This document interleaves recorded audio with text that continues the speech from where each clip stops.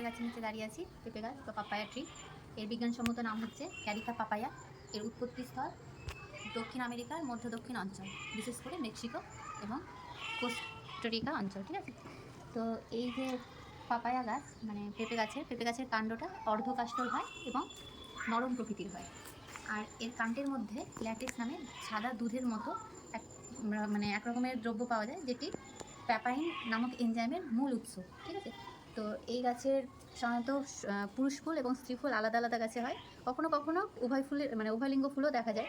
আর এর পরাগ মিলন বা পলিনেশন সাধারণত বায়ু এবং কোনো পতঙ্গ দ্বারাই হয়ে থাকে। ঠিক আছে, তো এই যে গাছের মানে সবুজ, এখন পেঁপেগুলো সবুজ হয়ে আছে, তো এই গাছের সবুজ অবস্থায় পেঁপেগুলো আমরা সবজি হিসাবে খাই এবং পাকা অবস্থায় আমরা ফল হিসাবে খাই। ঠিক আছে, তো এই মানে পেঁপের মধ্যে প্রচুর পরিমাণে মানে অনেক রকমের ভিটামিন থাকে, যেমন ভিটামিন এ যা চোখের পক্ষে খুব ভালো, ভিটামিন সি যা রোগ প্রতিরোধ করে, তারপরে হাই রিচ মানে প্রচুর পরিমাণে এখানে ফাইবার থাকে যা আমাদের হজমেও সাহায্য করে, এবং প্যাপাইন নামক এনজাইম যেটা থাকে যেটা মেনলি আমাদের প্রোটিন জাতীয় খাবার মানে হজম করতে সাহায্য করে। ঠিক আছে, তো এই গাছের মধ্যে কিন্তু অ্যান্টিঅক্সিডেন্টও থাকে এবং যেটি আমাদের ক্যান্সার রোগ প্রতিরোধ করতেও কিন্তু বিশেষ একটা ভূমিকা রাখে।